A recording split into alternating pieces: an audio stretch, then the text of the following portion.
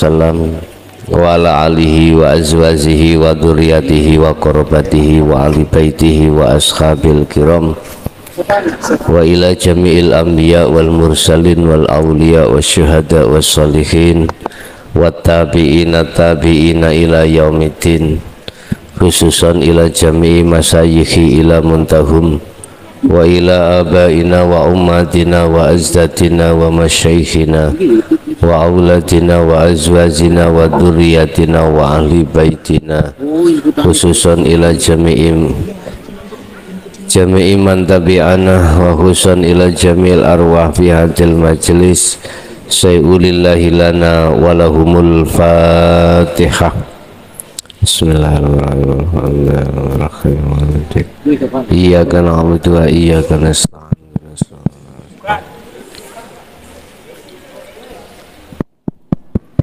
Bismillahirrahmanirrahim.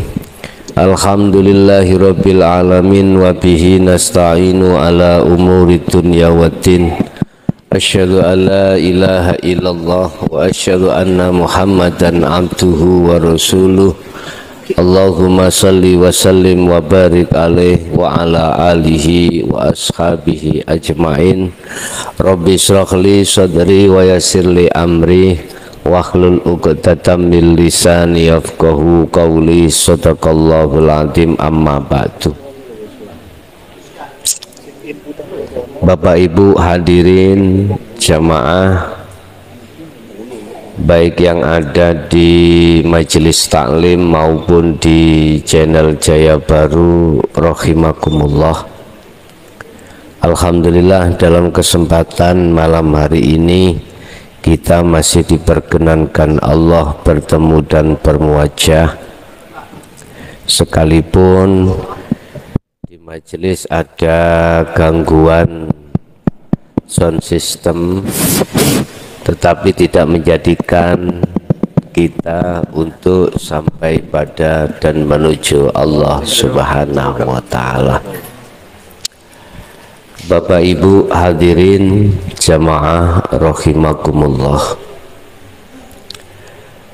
untuk malam hari ini kita akan membahas tentang bagaimana cara mudah untuk memfanakan diri supaya lekas bisa sampai pada Allah.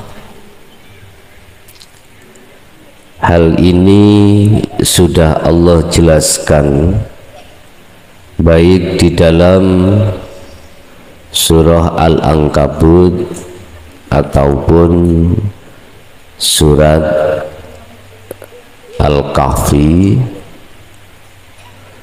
di mana Allah mengatakan barang siapa yang mengharapkan untuk bertemu terhadap Allah,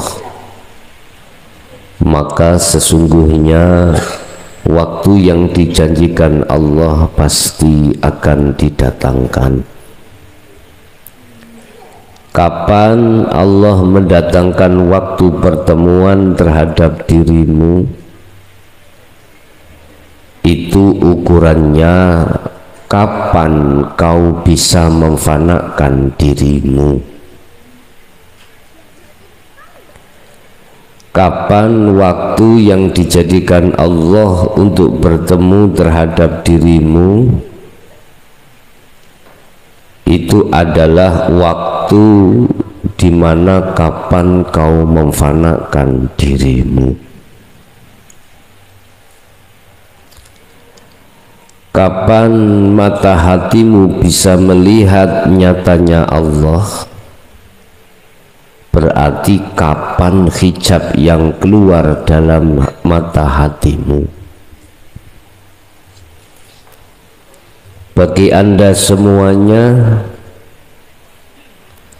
yang hatinya sudah bisa menerima ajaran Allah ini dan sudah punya kunci sendiri-sendiri, jadikanlah itu sebagai alat untuk menafikan dirimu, untuk menghilangkan dirimu dengan maksud nyatanya Allah akan terjadi.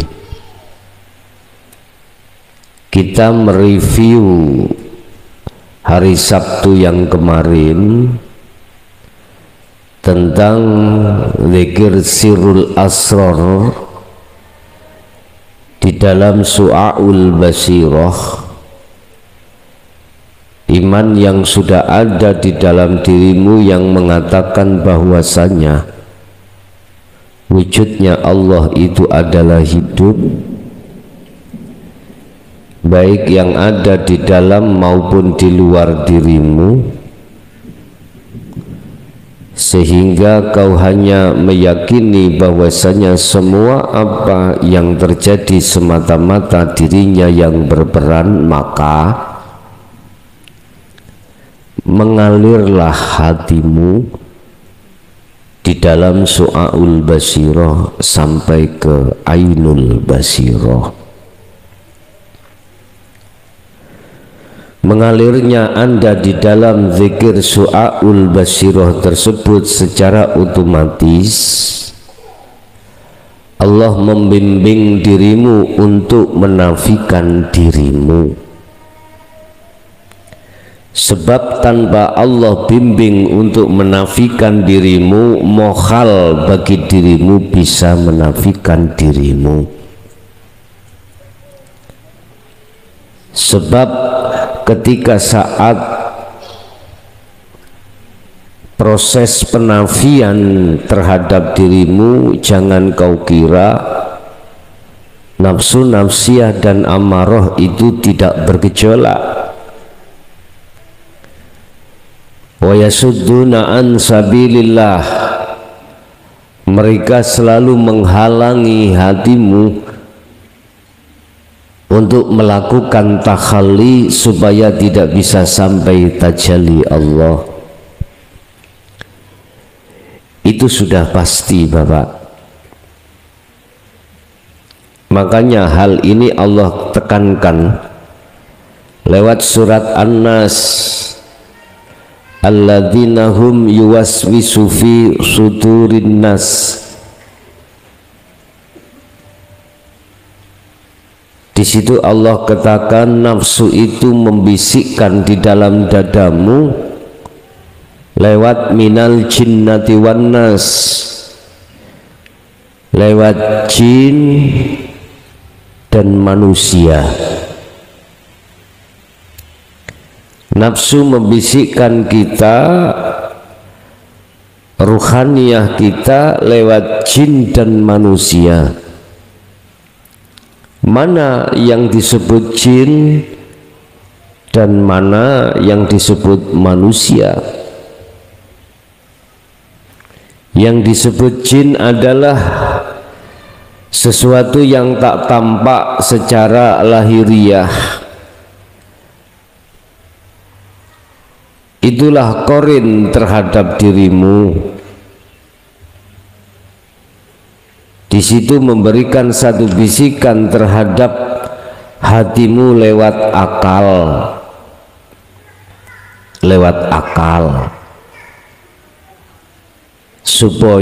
supaya ruhaniyahmu itu beriman terhadap selain Allah dalam hal apapun. Contoh, ini contoh,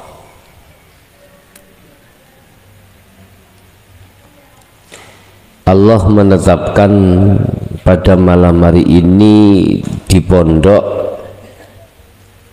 sound systemnya ada kendala,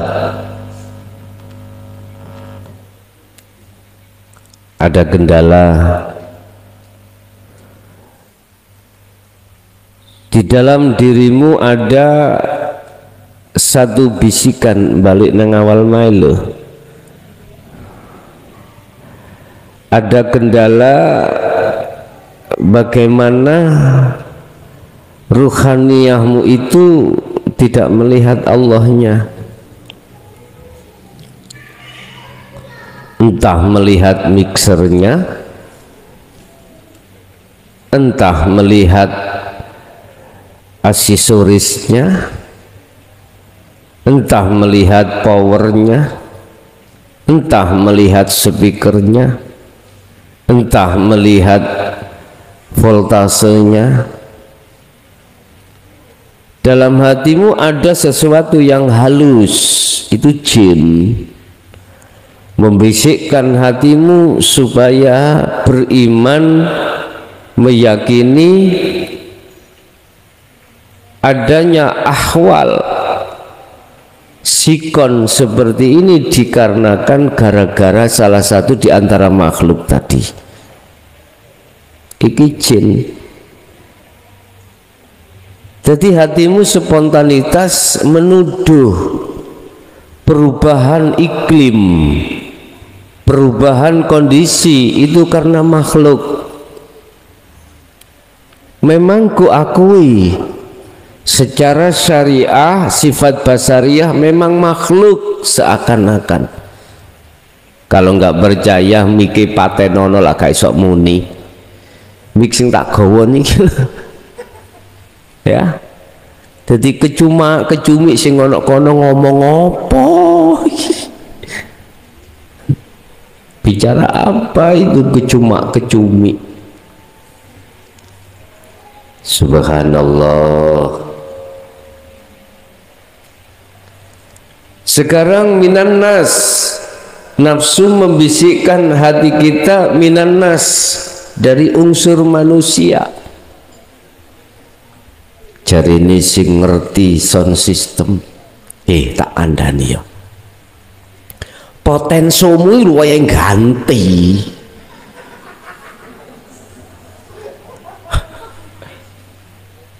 Gantian. Jadi di situ ada kabel yang kurang ceket. Misalkan dilihat dari segi syariat, kacamata syariah, basyariah, memang Pak, minan nas, dari manusia.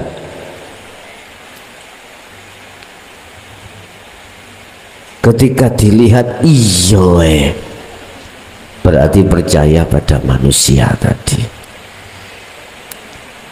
Padahal jikalau sungguh Anda mau mata hatimu iman ini kau kembangkan, saya tanya, tanpa Allah di situ apakah mungkin kondisi ini, iklim ini bisa berubah? Enggak mungkin.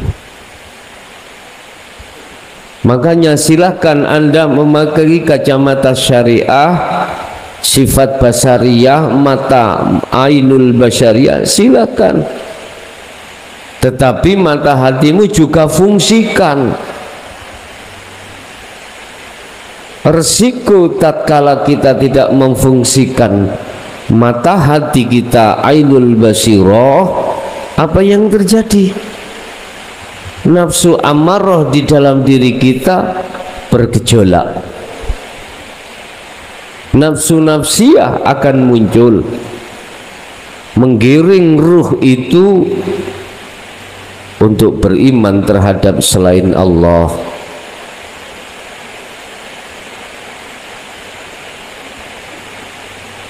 Pergantian cuaca, pergantian iklim, pergantian kondisi sikon, yang tadinya tidak hujan sekarang hujan.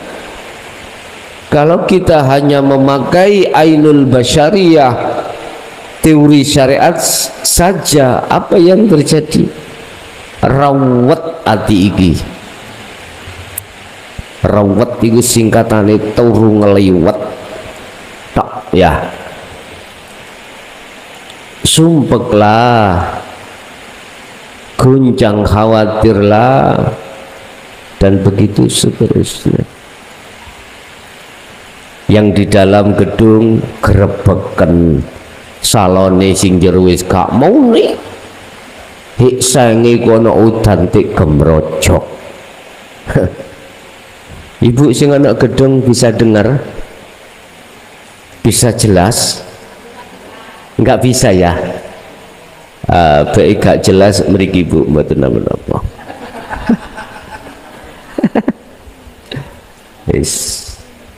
La haula wala quwata illa billah. Tidak ada kondisi situasi perubahan ini atau kekuatan ini datangnya hanya dari Allah. Mengapa banyak manusia yang tidak hatinya tembus terhadap keallahannya? Karena belum bisa menafikan makhluknya di dalam hati. Hanya itu. Ruhaniyah kita tidak bisa koneksi, tidak langsung bisa klik makrifat Allah.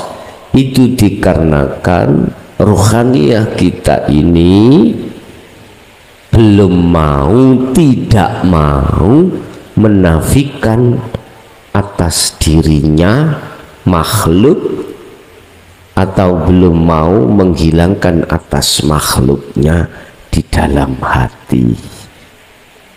Ini persoalannya. Lama saya kok nggak bisa klik-klik di makrifat Allah, itu bagaimana? Jawabannya cuma satu, karena kedirian, keakuan diri ini belum ada tindakan nafi, pemfanaan. Contoh mau loh, mengapa kita nggak bisa klik ke Allahnya? Karena ruhaniyah mata hati kita melihat makhluk. Sifat basariyah kita melihat sudah benar, tapi sifat ainul basirah mata hati kita samakan sama halnya melihat mata dohir iki. Akhirnya gak sinkron, Pak. Gak sinkron. Satu dituntut oleh Allah, ruhaniyah kita itu pada Allah. Satu nafsu menuntut kita ruhaniyah untuk terhadap selain Allah. Tarik-tarian terus tiap saat dan waktu, tarik menarik. Dan inilah menjadikan satu alasan ruhaniyah kita mengapa masih jauh dari Allah, rumongso jauh dari Allah, bahkan tidak bisa sampai kembali makrifat Allah. Persoalannya di sini. Allah sudah janji di dalam surah Al-Ankabut ayat 5, "Mangkana yarju liqa Allahi", barang siapa yang hatinya, ruhaniyahnya itu mengharapkan untuk bertemu terhadap Allah, seperti Anda yang sudah menerima hatinya tentang dinul haq ini, pasti ingin bertemu Allah. Direwangi teko Jawa Tengah rene, ninggalno anak bojo, meninggalkan keluarga, meninggalkan kegiatan dengan masyarakat. Perlunya apa? Hanya satu, lekas, hati istiqomah, bertemu Allah. Keinginan yang seperti ini Bapak Ibu, keinginan yang mengharap bertemu Allah, itu bahasa umumnya langka orang itu. Langka. Artinya orang yang mempunyai keinginan untuk bertemu Allah ini jumlahnya sangat minoritas. Kebiasaannya itu sudah tua, umurnya di atas 50, ya. Yang di bawah 50 itu sedikit sekali.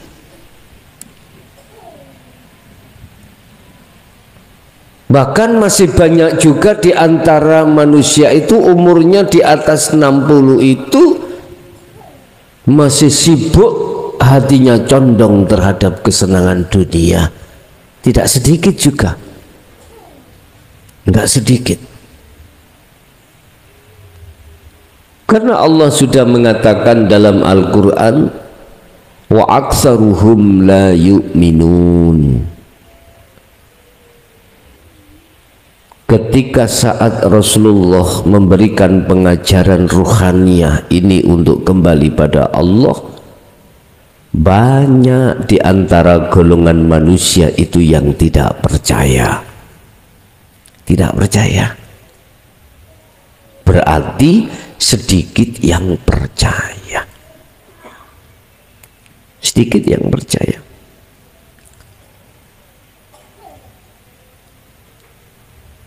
Fa inna ajalallah la'at.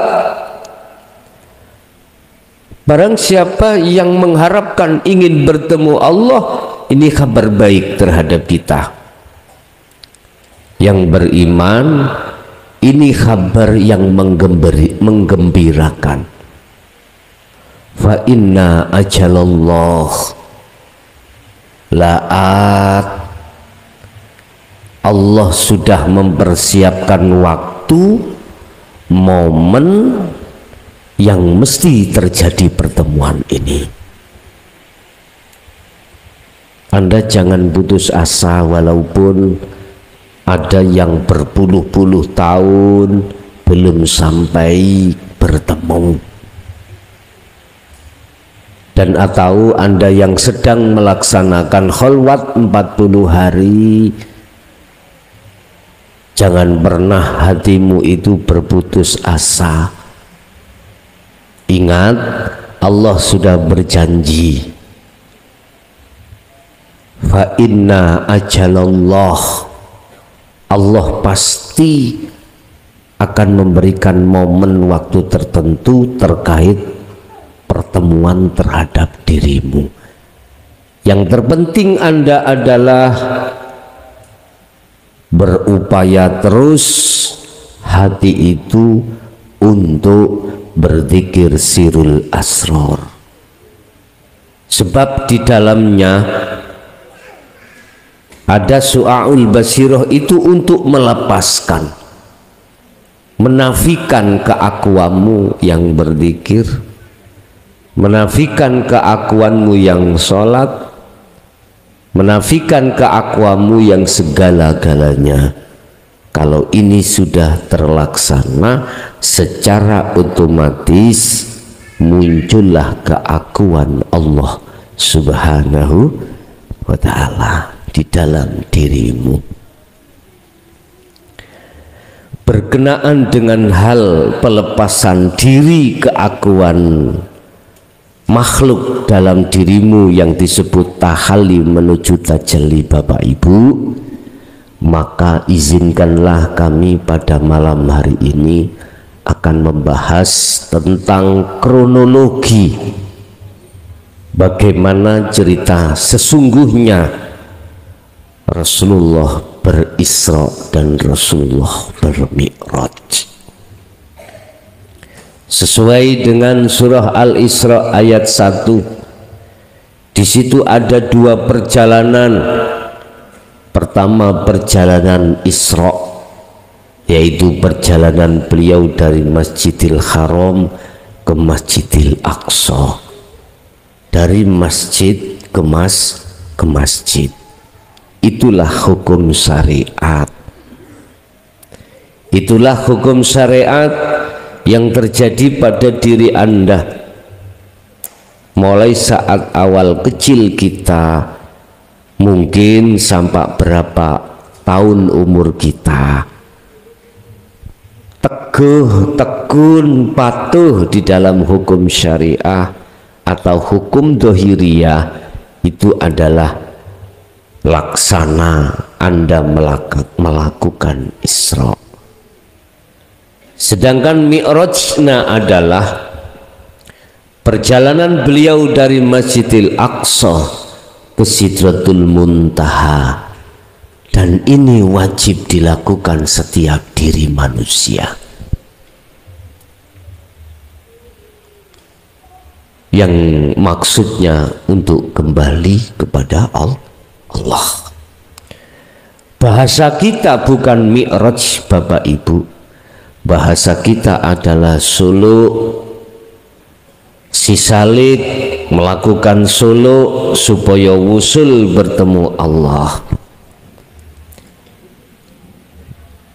Jangan kita di luar mengatakan saya tak mi'raj dulu. Jangan, nanti padahal sama dengan suluk, sama dengan kholwat, sama dengan uzlah, meditasi, topo, sama pengertiannya, itu sama.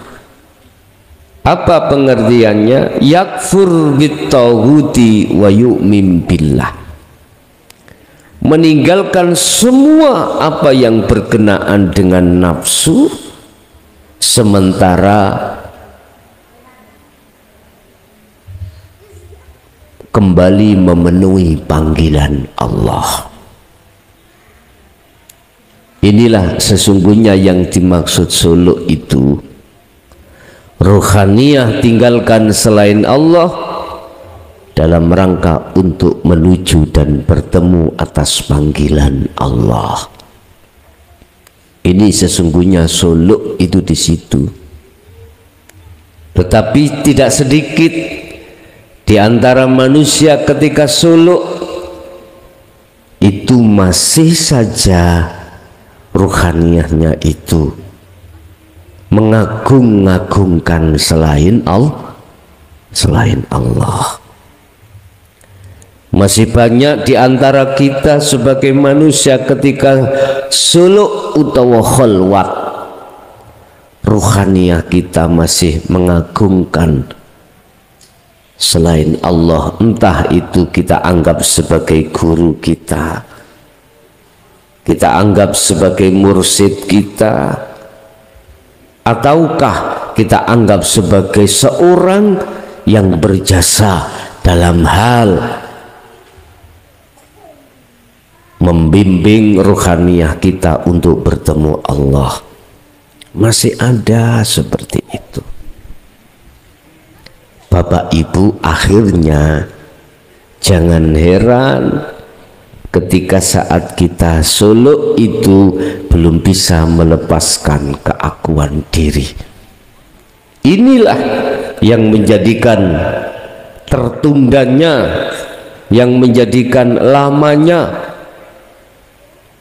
pertemuan Anda terhadap Allah, sekalipun Allah sudah menjanjikan fa inna ajalallah la'at.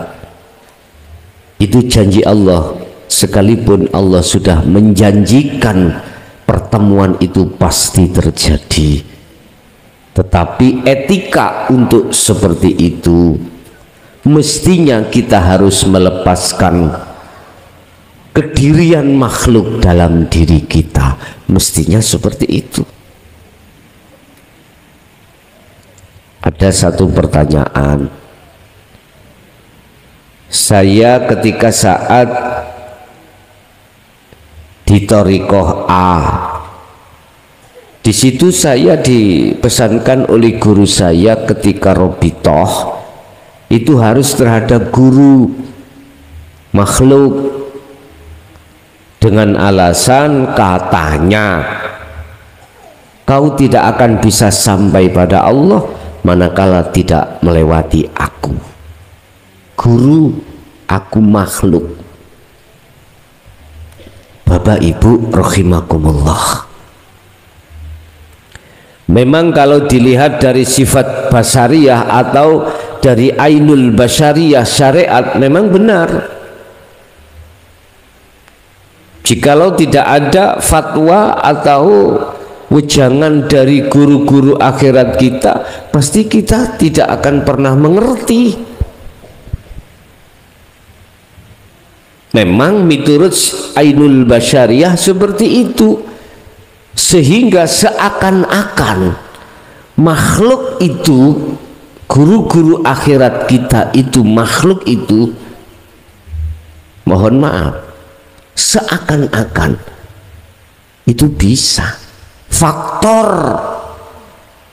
untuk menuju dan bertemu Allah, seakan-akan. Ini pandangan ainul basyariyah kita. Memang seperti itu secara syariah, sehingga muncullah namanya robitoh terhadap guru-guru kita. Tetapi aku yakin manakala mursyidmu itu, guru-guru kita itu sudah betul-betul sampai pada puncaknya ma'rifat Allah, pasti dia akan meluruskan yang sebenarnya. Apa itu? Meluruskan sebenarnya, menjelaskan sebenarnya, seperti halnya ketika saat Rasulullah menjelaskan tentang yang sebenarnya. Mungkin bisa dibuka di dalam surat Al-Hijr ayat 94. Bagaimana Rasulullah ketika menyampaikan yang sebenarnya, walaupun dianggap tabu di tengah masyarakat. Apa itu?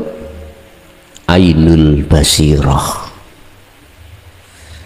Lihatlah dengan mata hatimu yang disebut iman, apakah benar selain Allah itu bisa menolongmu? Tidak benar, Bapak Ibu. Apakah benar selain Allah itu bisa memberikan petunjuk terhadap dirimu? Tidak benar kalau kita memakai ainul basirah. Lesan saya tidak akan pernah bisa bergetar, tidak akan pernah bisa bunyi muncul sifat kalam tatkala di situ Allahnya tidak ada. Sehingga dalam hal ini manusia ada dua kelompok. Kelompok pertama memakai mata zahir melihatnya, kelompok kedua mata batin untuk melihatnya. Kelompok kedua inilah Bapak Ibu yang dimaksud Rasulullah sebagai aulia illah, para kekasih Allah. Dengan mata hatinya dia melihat, dengan imannya dia melihat bahwasanya semua itu yang berperan hanyalah hidup, itulah Allah Subhanahu wa ta'ala. Kuatkan imanmu yang sudah di su'aul basirah untuk sampai ainul basirah. Sebab kalau sudah terbuka pintu ainul basirah, secara otomatis hakul basirah dan fana'u dzikri akan terjadi dalam dirimu. Cukup Anda itu berdiam diri dan hatimu beriman, mengimani hidup itu yang segala-galanya. Ini cara mudah untuk menafikan keakuan dirimu atau keakuan makhluk dalam dirimu. Bapak Ibu, Mi'raj adalah perjalanan Rasulullah dari Masjidil Aqsa ke Sidratul Muntaha. Itulah proses awal pertama Anda melakukan zikir sirul asrar.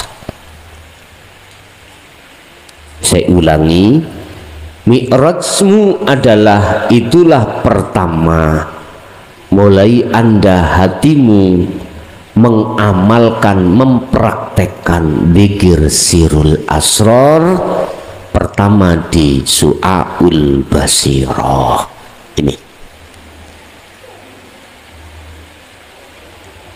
Dialah hidup yang memperjalankan hambanya di tengah malam. Subhana maha suci sopo alladzi, hidup nama Allah tidak ada di situ.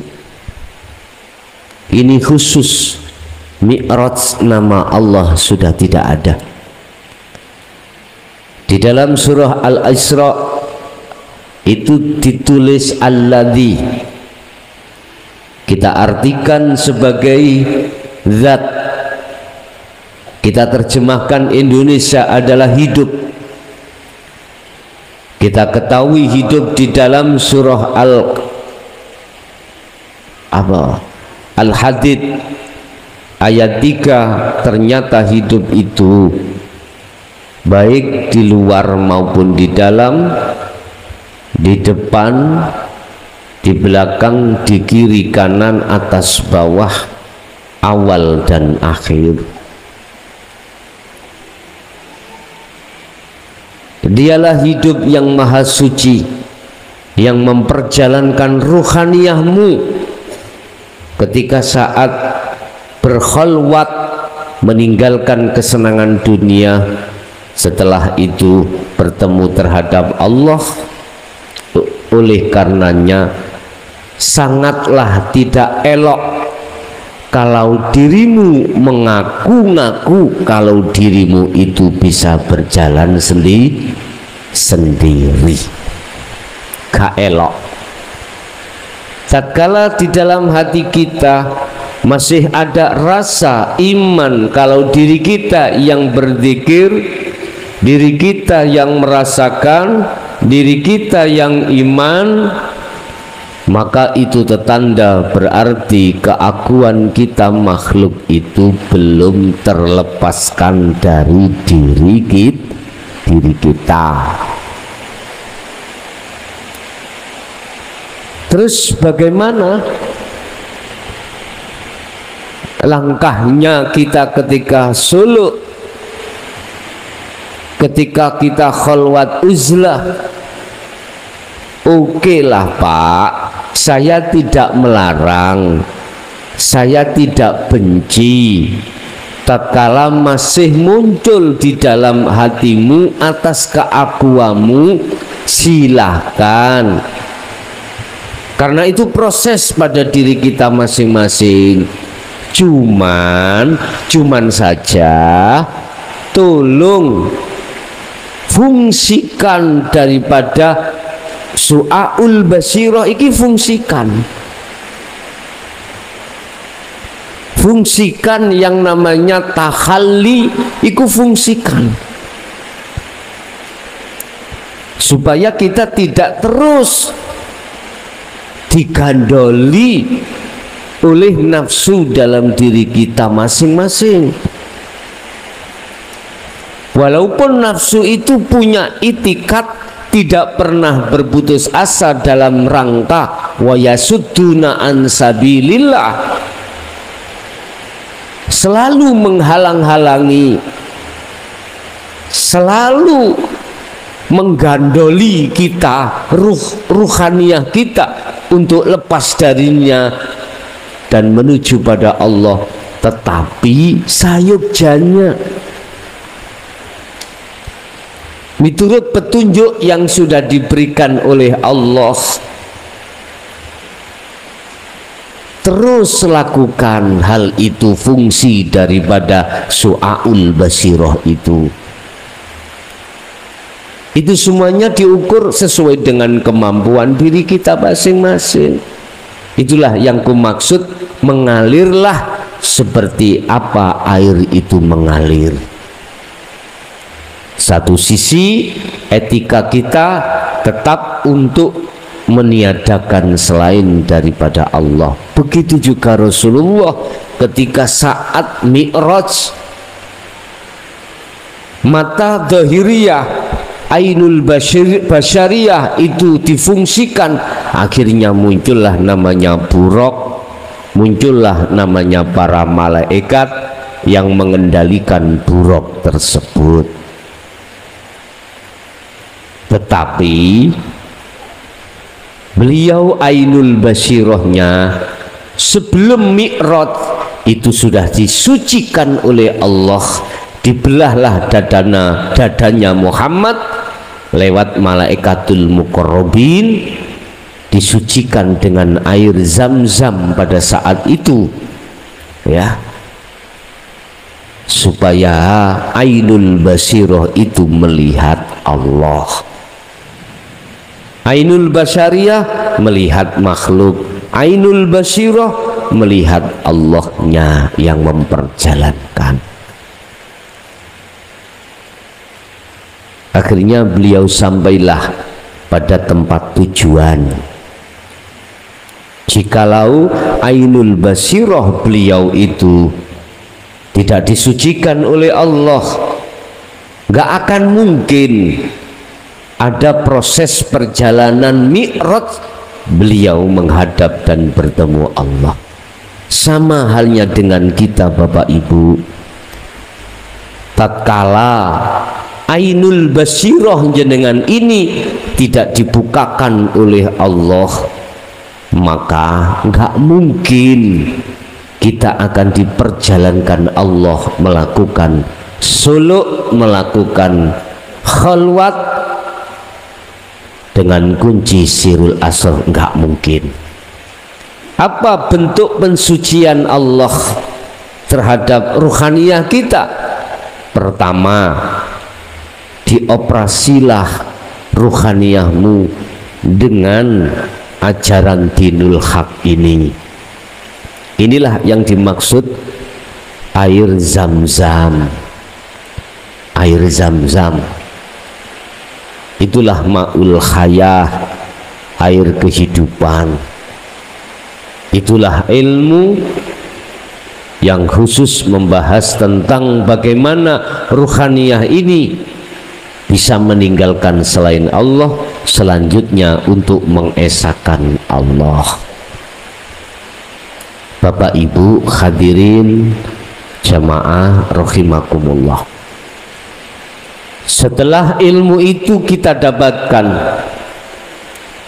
dari Allah langsung, selanjutnya pasti Allah memerintahkan kita untuk melakukan Mi'raj, untuk melakukan khalwat. Secara otomatis ainul basirah sampean kalikulo ini terus dibimbing Allah untuk senantiasa hanya melihat, memandang, dan bersaksi terhadap hidupnya saja. Bapak Ibu,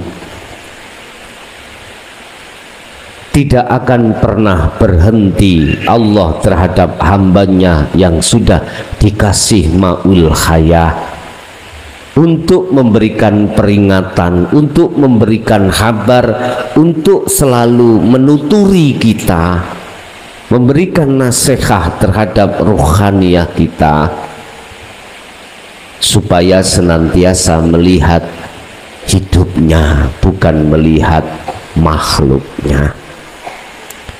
Sikon apa yang dihadapkan Allah terhadap kita, pasti disertai Allah membimbing ruhaniyah kita untuk selalu bertemu Allah. Berarti jenengan olehnya Mi'raj, oleh bertemu Allah tidak cukup 1, 2, 3 kali saja. Anda akan bertemu Allah. Untuk bertemu Allah tidak hanya cukup khalwat itu hanya 40 hari saja. Bagaimana Rasulullah ketika melakukan selalu bertemu Allah sampai kapan? Buka di dalam surah Al-Hijr ayat 99 atau ayat yang terakhir. Wa'bud rabbaka hatta ya'tiyakal yakin, sampai ajal kau, mohon maaf, sampai mati jasad meninggalkan dunia ini, ruhaniyah sampai cepot dari jasad inilah olehnya kita berkholwat. Tadi ada yang tanya, saya sudah melakukan kholwat 40 hari kurang 10 hari, berarti 30 hari. Ada yang sudah mengatakan sudah selesai. Terus sampai kapan saya berkholwat? Bapak Ibu, kembali kepada dasar bahwasanya Allah sudah berjanji pasti akan bertemu. Manakala Anda belum ada tanda-tanda pertemuan terhadap Allah, bahkan 40 hari 40 malam sudah kita lalui, terus langkah apa yang harus kita lakukan? Birriyadati wal adhkar, riyadah yang ada hubungan dengan jasmani, al-adhkar zikir yang berhubungan dengan rohani. Itu harus semakin kita asah, semakin kita tajamkan daripada yang 40 hari kemarin. Kalau pertanyaan sampai kapan kita melakukan kholwat,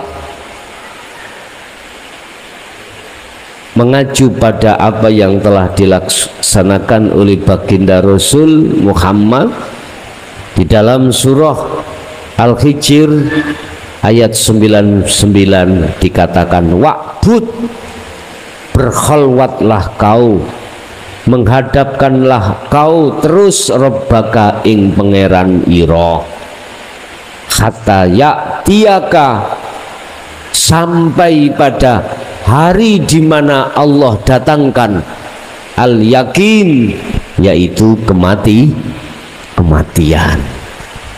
Berarti kita sampai mati pun berkholwat. Paham Pak Bu? Bapak Ibu, kuncinya cuma satu, bisa dengan mudah melepaskan keakuan diri kita yang menjadi hijab di dalam diri kita. Hanya satu, asah terus su'aul basiroh menuju ainul basiroh. Kemarin kan sudah saya jelaskan apa su'aul basiroh di dalam dzikir sirul asrar itu. Cahaya iman dalam hatimu yang iman, yang mengimani bahwasanya wujudnya Allah itu adalah hidup, yang hidup itu baik di dalam maupun di luar diri Anda. Dengan hidup itulah semua apa yang terjadi di dalam diri kita atau di luar diri kita, hanya hidup itulah yang berperan. Jangan katakan selain daripada itu. Hal ini bisa Anda laksanakan kalau ainul basiroh, mata hatimu yang disebut iman itu kau asah, kau lakukan. Kalau ini sudah ada di dalam hatimu, maka asahlah terus keimanan untuk merasakan bahwasanya hidup itu yang segala-galanya di aktivitas apapun, sak mampu Anda, sebisa Anda, sak kuate hatimu, menempatkan kesadaran hati bahwasanya yang berperan cuman Allah, cuman hidup. Asah terus itu. Makanya kalau tanya Bagaimana kami bisanya sholat dengan khusyuk? Asah sirul asror, di dalam waktu kau sholat. Jangan kau lepas sirul asror di su'aul basyiroh. Di setiap gerakan Anda itu, mulai takbiratul ikram sampai salam, sirul asror jangan pernah kau lepas. Urusan nanti akan mempengaruhi gerakan sholat, bacaan sholat, pikiran buri. Paham pikiran buri? Udah, jangan kau pikir. Jangan kau pikir. Apakah nantinya sholat subuh Anda menjadi 10 rakaat? Jangan kau pikir. Apakah nantinya kau ketika habis rukuk iku mestinya aturan syariat kudu i'tidal berdiri, kok yo nyelonong langsung sujud? Jangan kau pikir. Jangan kau pikir. Wis ikuti akalmu di dalam arusnya Allah. Yang terpenting jangan kau lepaskan su'aul basiroh ke ainul basiroh. Ini yang terpenting. Ada memang kaidah yang mengatakan ketika sholat kau akan bisa mencapai kekhusyuan, kau harus mengerti setiap bacaan sholat maksudnya. Mulai Fatihah, Bismillahirrahmanirrahim, kau hayati, kau renungkan dan lain sebagainya, sampai bacaan sholat itu kau harus mengerti. Mohon maaf, saya tidak ngendoni, saya tidak menyalahkan. Berpuluh-puluh tahun itu kami laksanakan tanpa sirul asror. Jujur mawon saya katakan, tidak akan pernah bisa. Gopoh ambek bacaane, gopoh ambek maknane, ribut kami dengan macam-macam, sehingga nanti kalau tidak fasih batal iki rek, batal. Sementara jasmaniku ngempet ngentut. Loh ya, gimana ini? Pusing Pak. Memang kalau kita menghayati makna itu, lama Pak kita melakukan sholat, tapi tidak pernah menikmati ruhaniyah ini yang katanya khusyuk. Nggak bisa, nggak bisa. Hal itu akan terjadi kekhusyuan manakala ruhaniyahmu juga sholat. Gak ruhaniyahmu sibuk mengerti artinya bacaan sholat. Enggak. Makanya mengapa di dalam surah Al-Baqarah ayat 238 itu Allah katakan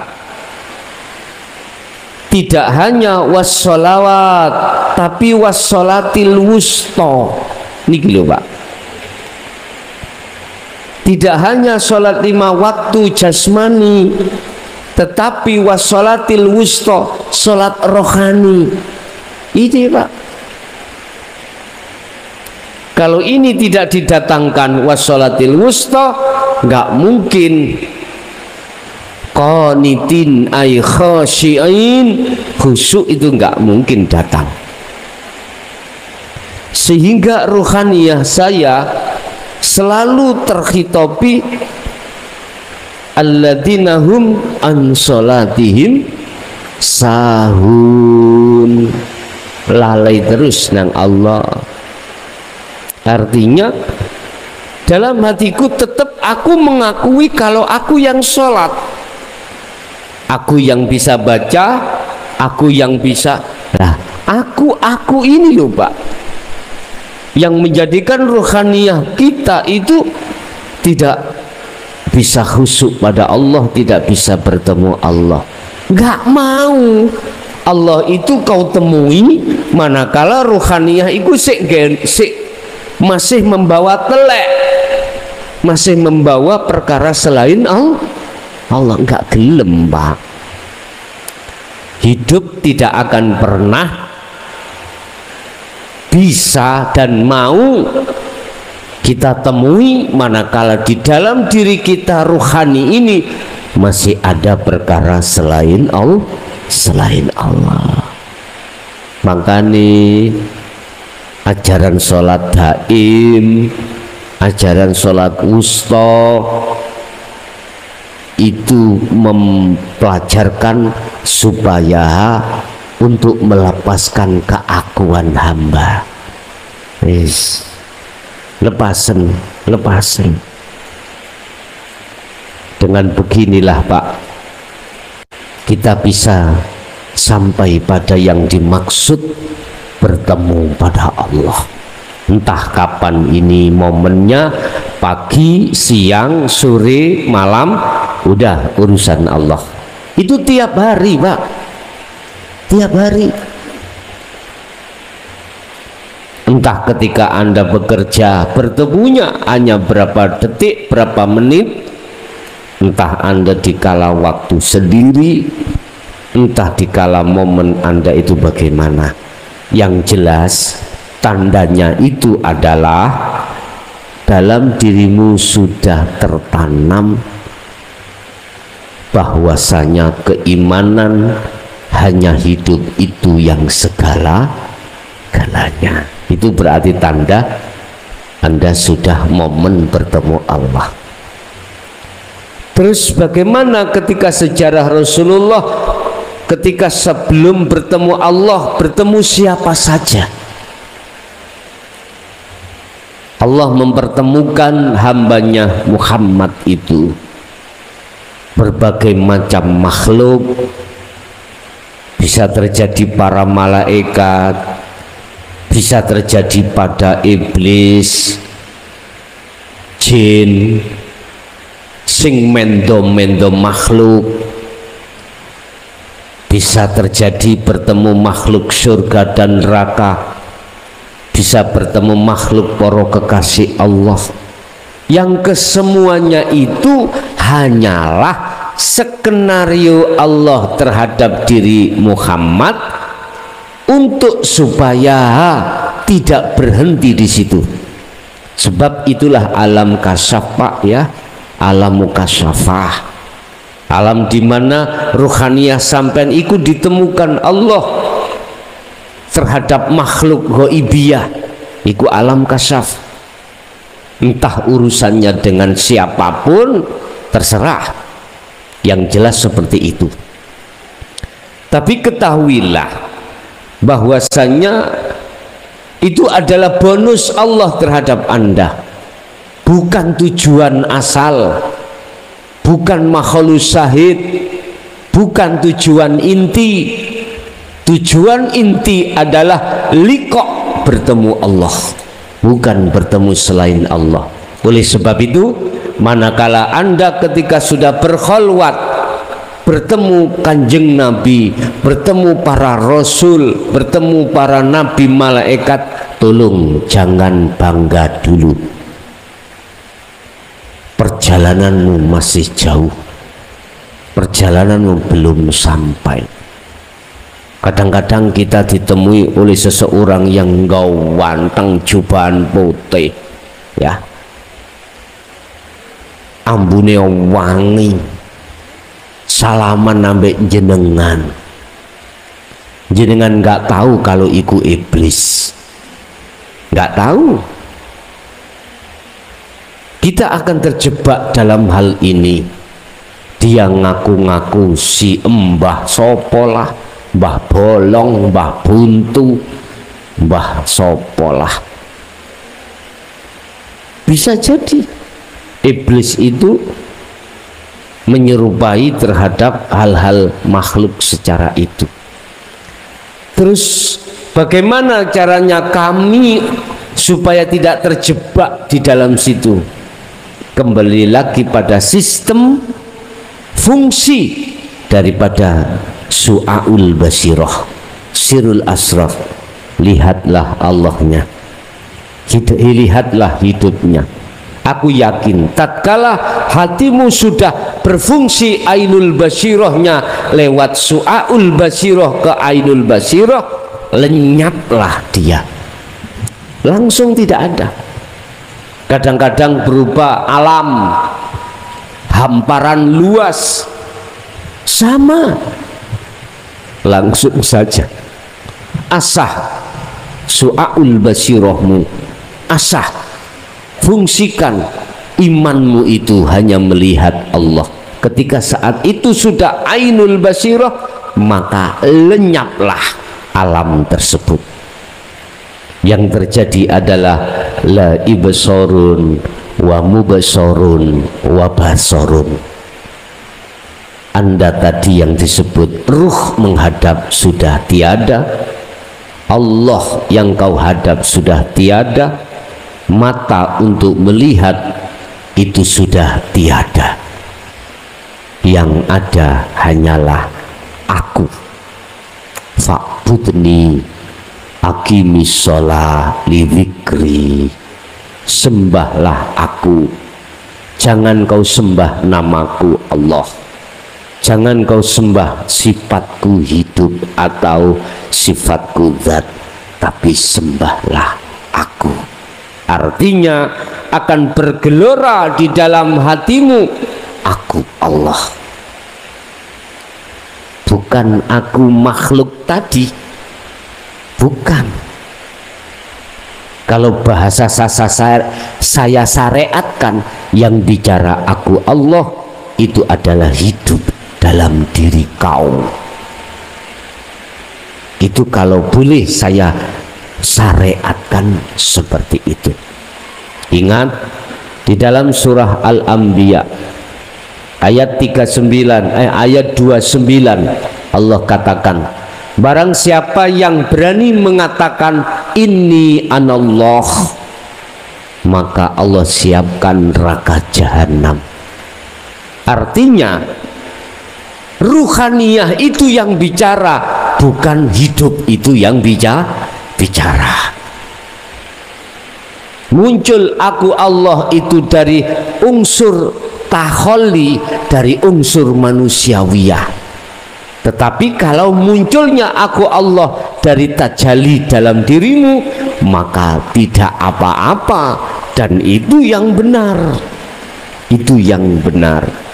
Tinggal pertanyaannya ketika mengatakan aku Allah, itu dirimu ini taholli apa tajalli. Bapak Ibu hadirin jamaah rahimakumullah, setelah Rasulullah sampai pada tujuan, mengapa di situ yang dibawa itu adalah sholat, bukan zakat, bukan puasa, bukan haji, bukan mangkupurel, tetapi kok ya sholat? Apa arti daripada sholat? Bapak Ibu, sebelum kami masuk pada pengertian secara istilah dan secara lugat, ada beberapa kajian sejarah. Semestinya bukan 5 waktu tapi 50 waktu. Yang dijawab oleh saudara saya di ilmu sejati, itulah sholat daim 24 jam. Ini Pak, Bapak Ibu hadirin jamaah rahimakumullah, pertimbangan hukum syariat,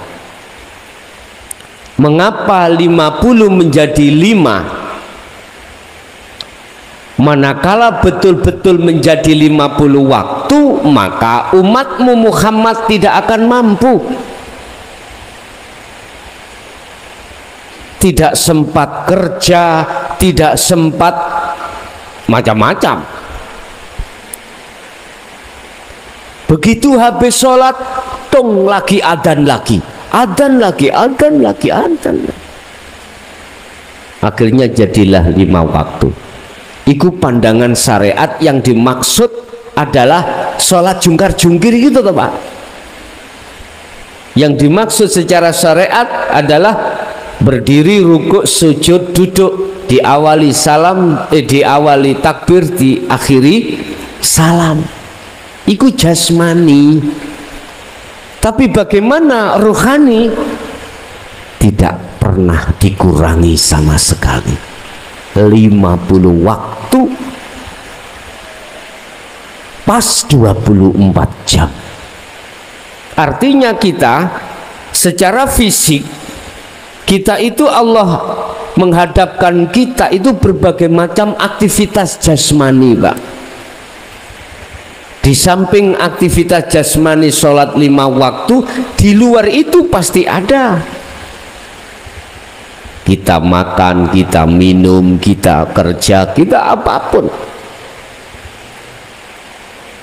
Di dalam Al-Quranul Karim diringkes kabeh iku terjadi menjadi 50 aktivitas. Gunakan semua itu menjadi sesembahamu hanya pada Allah. Ini hanya bisa dilakukan bagi mereka yang sudah mengenal wassalatil wusta, sholatnya ruhaniyah. Makanya dulu kami sampaikan, orang yang sudah mengerti sholat ruhaniyah,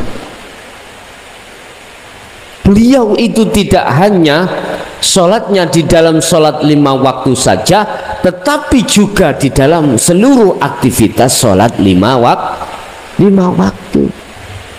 Ibu nang pawon goreng ndok, habis goreng ndok nyambel piro wis jumlahi, mari nyambel kepedesen, udah. Kalau dihitung total jenderal jangkep 50 waktu. Kadang-kadang yang kita sholat 5 waktu saja belum wassolatil wusta, 5 waktu saja sewumbungin nawaman. Apa? Menuduh orang jelek, koyok-koyok api dewe. Padahal belum tentu kita itu baik di mata Allah, belum tentu. Kita sudah baik di mata manusia dengan selalu menjalankan sholat 5 waktu. Tetapi tidak kita koreksi ruhaniyah kita bagaimana. Oleh sebab itu jangan suudzon dulu terhadap orang lain yang kelihatan orang lain itu jasmaniyahnya belum sholat. Jangan. Kita tidak tahu kalau beliau itu ruhaniyahnya selalu sholat. Kita nggak tahu. Makanya Syekh Ibnu Athaillah memberikan solusi, jangan sering-sering terjebak kita ngoreksi orang lain sebelum kita mengoreksi diri sendiri. Sibukkanlah kita untuk mengoreksi diri sendiri. Sudahkah ruhaniyah ini betul-betul menghadap terhadap Allah, ataukah malah sebaliknya? Bapak Ibu, berarti sholat secara ruhaniyah itu tidak diawali dengan takbir, tidak dipungkasi dengan salam. Apa? Ani'budullaha wajtanibut taghut. Inilah sholatnya ruhaniyah.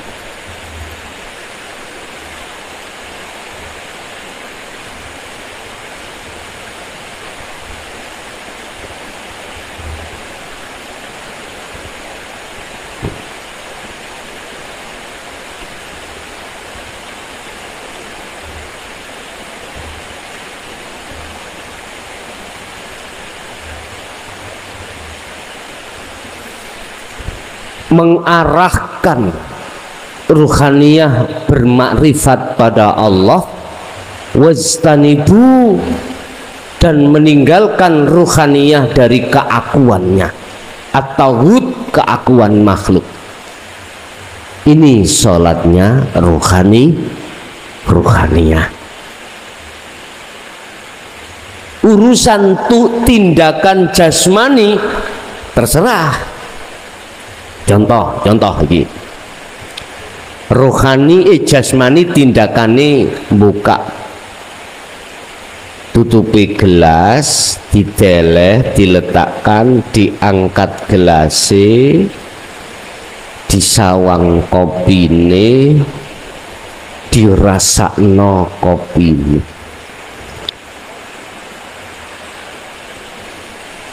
Iki tindakan jasmani. Pertanyaannya ruhaniyah tadi yang dimaksud sholatnya bagaimana? Anikbudullah pertama ini. Arahkan ruhaniyahmu terhadap hidup di situ. Yang tadinya mengangkat tutup tanpa hidup nggak akan mungkin terjadi. Terus mengangkat gelas, terus merasakan rasanya kopi, sampai sudah masuk ke lambung.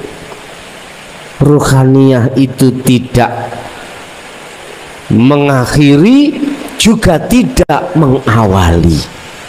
Dia juga di awal, juga di akhir. Wajtanibut taghut, menolak nafsu yang mengaku selain hidup itu yang segala-galanya, ditolak. Tentunya ini bisa akan terjadi di dalam ruhaniyah Anda karena awalnya Anda sudah memegang sirul asrar. Udah ini berarti ruhaniyah jenengan wau sholat sudah. Udah lagi apapun bentuk aktivitasnya. Sehingga saya katakan sholatnya ruhaniyah itu tidak hanya di dalam ketika jasmani melakukan sholat secara syariat saja, tetapi aktivitas yang berlaku pada jasmani ruhaniyah itu juga melakukan sholat. Paham nggih? Ini kalau tidak melalui sirul asrar tidak akan pernah bisa, Pak. Tidak bisa. Oh, dzikir khafi, dzikir siri aja, Allah Allah Allah, tawarus ati sampean kaya gitiran. Muhammad Allah engko nek kentekan apa jenenge minyak jadi panas, engko nek is panas melengkung, nek wis melengkung jenengan ngomel-ngomel, iku biasa nih panas, Pak. Anda dzikir jahri sirik hanya itu panas, jasmani sampean gak mampu, panas. Makanya mungkin ada yang pernah jadi santrinya Gus Hudi ya, Malang, atau Mbah Hayi, Syekh Hayi. Di sana ada kolam. Santrinya kalau kholwat panas disuruh mandi terus. Jadi untuk ngimbangi jasmanimu cek gak konslet, biar tidak konsleting. Iya, Pak. Beliau siasati seperti itu, makanya disuruh mandi terus. Atau ada kolam, jadi nyemplung kolam sampean. Mengapa Jaya Baru tidak membuat itu, malah membuat mercon, petasan? Lawak mulus dingin, tak tui mercon cek dadi anget, ngoten lah. Jadi gak perlu, Pak. Justru sirul asrar itu akan menetralkan zikir sir dan jahrimu, menetralkan. Akhirnya nggak gampang stres sampean, nggak gampang stres. Dan juga itu tidak boleh dilakukan dengan akal, harus dilakukan dengan hati atau rohani, nggak boleh dengan akal. Bapak Ibu hadirin jamaah rahimakumullah, itulah sholatnya rohaniyah, itu seperti itu. Terus pertanyaannya, apakah kita sudah mengerti bagaimana caranya sholat ruhaniyah? Apakah sholat secara syariah harus kita tinggalkan? Ini pertanyaan.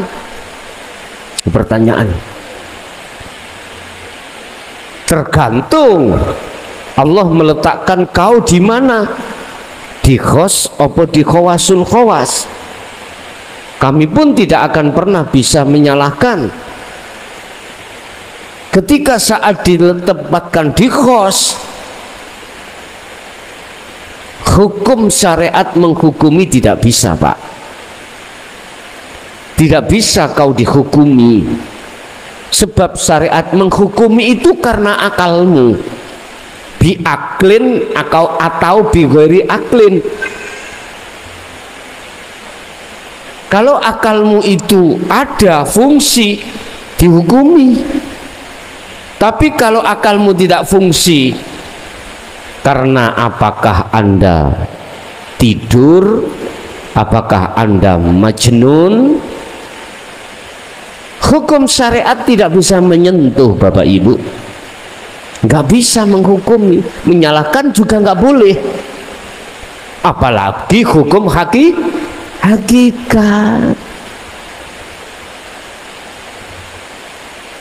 Bapak Ibu hadirin, seseorang yang sampai pada mahligai Allah itu terserah Allah menariknya dan meletakkannya di majdub atau di wasilun, itu urusan Allah. Di khos apa khawasul khawas itu urusan Allah. Anda, kita tidak usah ikut campur urusan itu. Sudah cukup bagi kita sesuai dengan apa yang telah difirmankan Allah, wa ma umiru illa liya'budullaha mukhlishina lahuddin hunafa. Wa qala aidan wa ma khalaqtul jinna wal insa illa liya'budun. Cukup bagi Anda menjaga rohaniyahmu untuk senantiasa bermakrifat pada Allah. Bapak Ibu, mengapa Rasulullah yang dibawa oleh setelah bertemu Allah itu sholat? Itulah maksudnya penyembahan.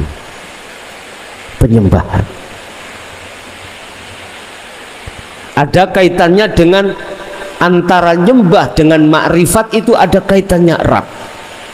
Artinya Anda nyembahnya dikatakan benar, sholatnya dikatakan benar, manakala bertemu Allah.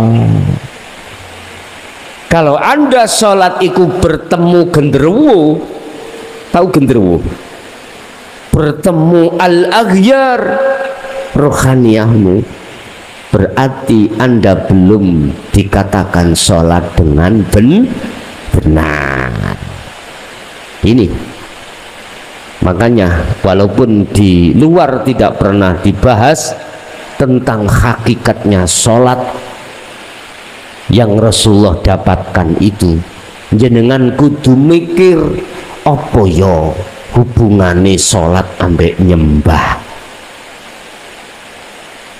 Mengapa ya Rasulullah setelah mi'raj iku oleh yang didapatkan iku kok sholat, kok gak mangku gitu, kok gak zakat, kok gak poso, kok gak haji, kok ya sholat. Sekarang tak buka, itu ada kaitannya antara fa'budu ya ani budullah ini Pak, ini hubungannya ini dengan kemakrifatan Allah. Nyembahmu ambek bertemu ini, bertemu Allah makrifat, inilah yang disebut sholat. Tapi tetap saya menghormati apa aturan di dalam syariat. Sholat adalah diawali takbir, dipungkasi salam. Kalau secara lughat as-sholatu ay ad-du'a, sholat adalah memohon. Makanya di dalam doa di dalam sholat bacaannya itu kebanyakan doa minta. Doa itu kan minta toh Pak, minta. Lebih baik mana tangan di atas dengan tangan di bawah? Halo, mesti lebih baik tangan di atas. Berarti kita adalah peminta minta. Nggak gitu tuh ya. Terus mintamu jangan sampai mempunyai arti kalau Allah tidak diminta nggak dikasih.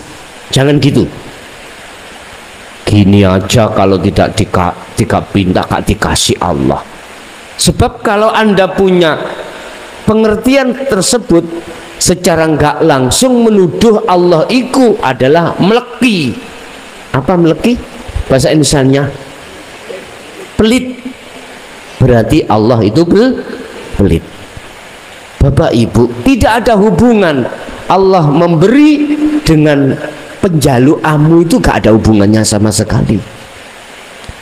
Allah memberikan sesuatu terhadap kita, bagi Allah gak ada hubungannya dengan minta kita, gak ada hubungannya sama sekali. Jikalau sesuatu yang sudah ditetapkan oleh Allah akan diberikan, kok yo kita minta, berarti tetanda ruhaniah kita buta. Sudah ditetapkan Allah perkara itu terhadap kita, mengapa harus kita minta?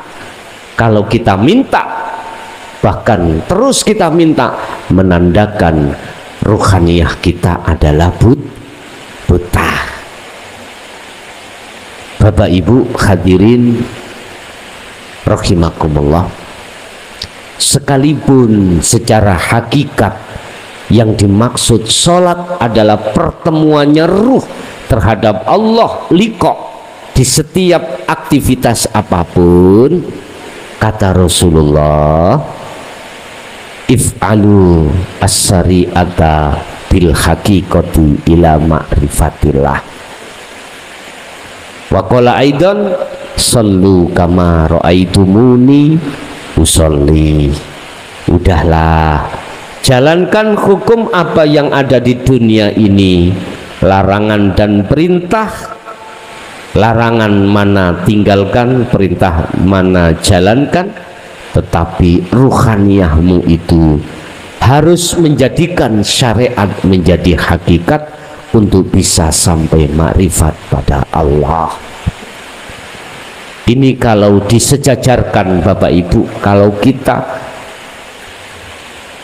sinkronkan, caranya begini. Ketika apa jasmani berlaku apapun, ruhaniyahmu jangan kok yo ngaku dirimu yang melakukan, tetapi tetapkanlah, yakinkanlah, rasakanlah, imankanlah bahwasanya yang melakukan itu hidup pada dirimu. Siapakah hidup? Adalah Allah Subhanahu wa ta'ala. Makanya benar, kalau seperti ini imanmu, maka inilah syariatmu sudah menjadi hakikat menuju makrifat. Dan atau jasmanimu ada di dunia tapi ruhaniamu sudah di akhirat.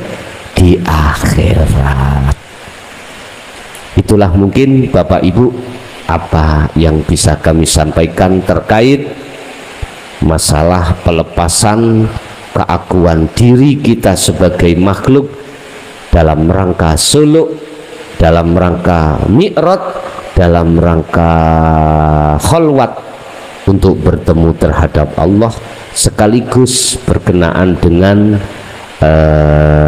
Yaumir Rajab atau hari atau bulan Rajab, di mana di dalam bulan itu terjadi Isra Mi'raj baginda Rasul atau perjalanan kholwat kita menuju dan bertemu Allah. Kita masuk pada sesi tanya jawab dan dialog. Barangkali ada yang perlu ditanyakan, kami persilahkan yang ada di majelis dulu ya, di pondok dulu. Barangkali jamaah ada yang tanya, kami persilahkan.